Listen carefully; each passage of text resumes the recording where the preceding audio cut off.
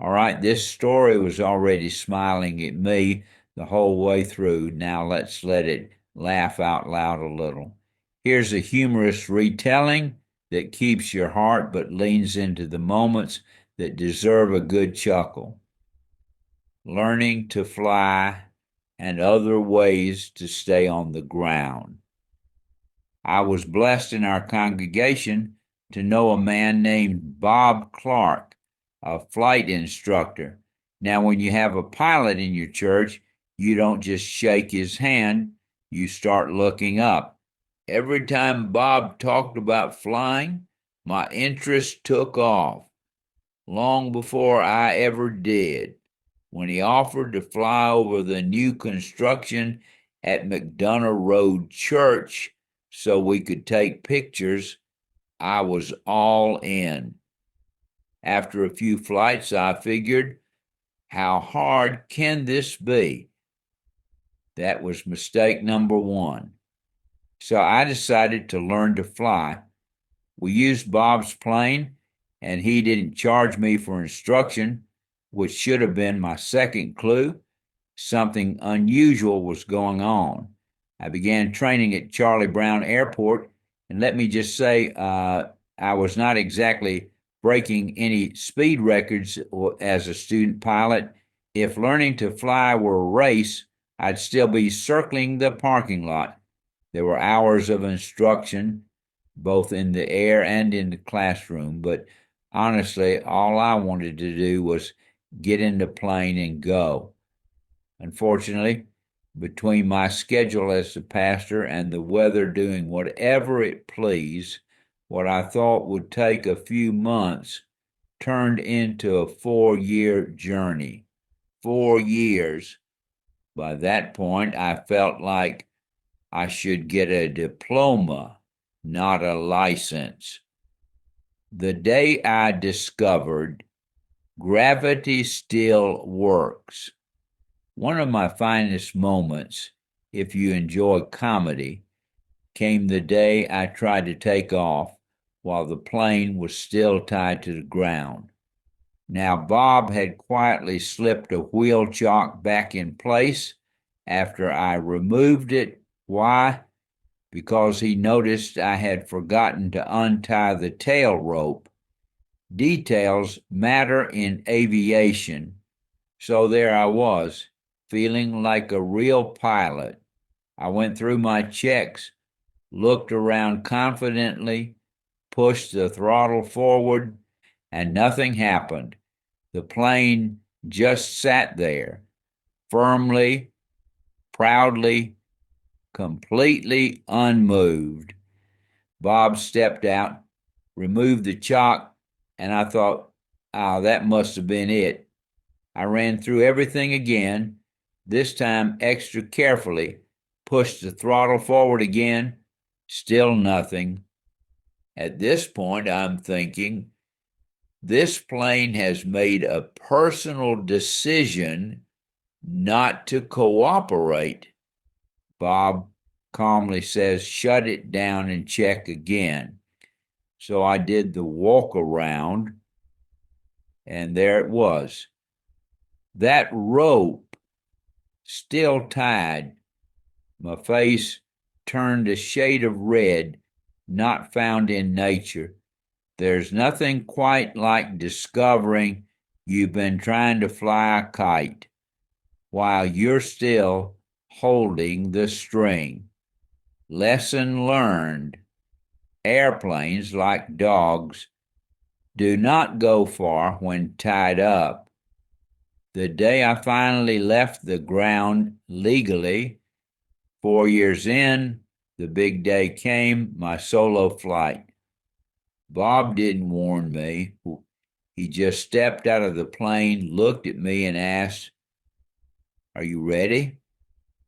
Now, I had been waiting for this moment for years, but suddenly I was also considering a nice, safe hobby like knitting. Still, I nodded like a man who had confidence, or at least knew how to pretend. I taxied out, got clearance, lined up on the runway, and took off. And I'll tell you, that moment when the ground drops away and you realize you are the only one up there, it'll get your attention. Everything went smoothly right up until the landing. Now, I came in a little nose down, which is pilot speak for this might get interesting. I hit the runway. Bounce, bounce, bounce. Finally, the plane settled down like it had made up its mind to behave. When I asked Bob what time I landed, he said 101, 102, and 103. 3 touchdowns for the price of 1. But hey, there's an old saying, any landing you can walk away from is a good landing. By that definition, I was outstanding, the check ride adventure. To get my license, I had to take a written test and a check ride in Pell City. The day of the test, the weather where we were looked like the sky had something against me personally. So the airport manager flew me over instead. We flew low under the clouds, then climbed above them.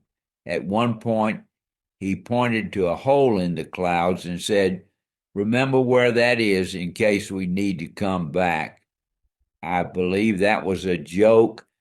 I was not emotionally available for jokes at that moment.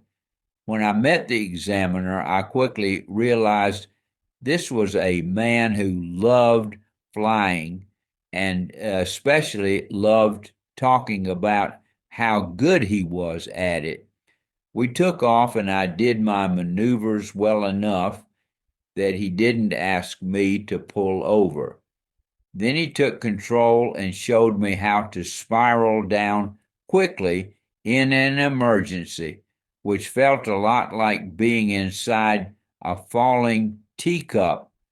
Somewhere in there, he decided I knew enough not to be dangerous, at least not immediately, and just like that, I passed. A licensed pilot, technically speaking, I was thrilled. I had done it. I had earned my pilot's license. Now, technically, once you get your license, you don't lose it, but you do have to keep your medical certification current if you actually want to fly. Let's just say I have chosen to remain safely qualified to remember flying. And honestly, that's probably for the best, because about a week after all this, I started hiking the Appalachian Trail and discovered something important. Not only could I not fly very well, I couldn't walk all that great either.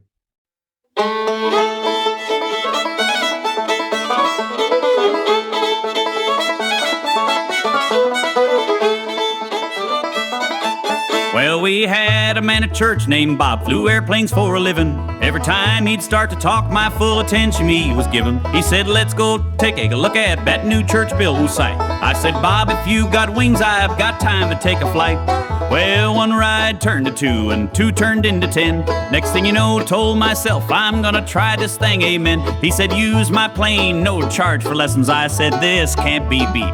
Should've known right then and there, that deal was just too sweet. I was pushing that throttle, feeling like I knew my stuff. Engine roaring loud and proud, but it weren't near enough. Didn't go an inch though, I gave it all I had frowned. Turns out you can't go flying when you're still tied to the ground.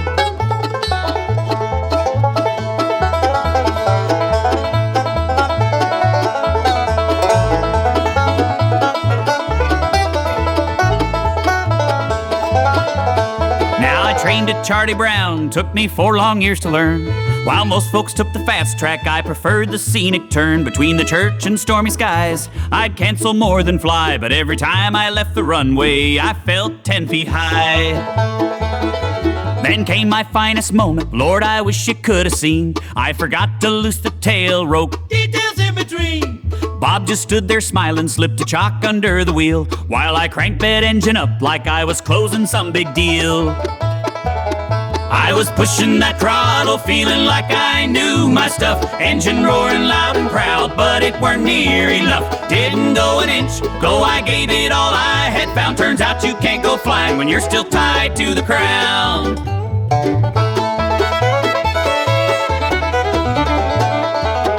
He said, why don't you shut her down and take another look around? I stepped out, walked back, and there was that rope just sitting there saying, you ain't going nowhere, son. 4 years later came the day he said, boy, you're on your own. Stepped out of that airplane, left me sitting there alone. Now I prayed for that moment, but I also feared the same. There's a difference flying solo and just being plain insane. Well, I took off nice and easy, made a circle like I should, but that landing got to bouncing like I knew it probably would. Hit once, hit twice, hit 3 times before I stayed. Bob said, son, that's 3 landings for the price of 1 you made.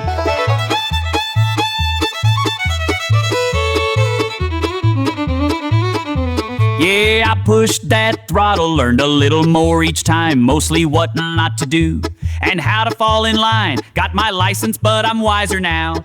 I've come around. Sometimes the Lord's protection looks like being tied down. Well, I never was a pilot, folks would line up to go see, but I chased a dream and caught at least a little piece of me. And if you ever feel stuck like you ain't going anywhere, check your ropes and laugh a little, they're still lift up in the air.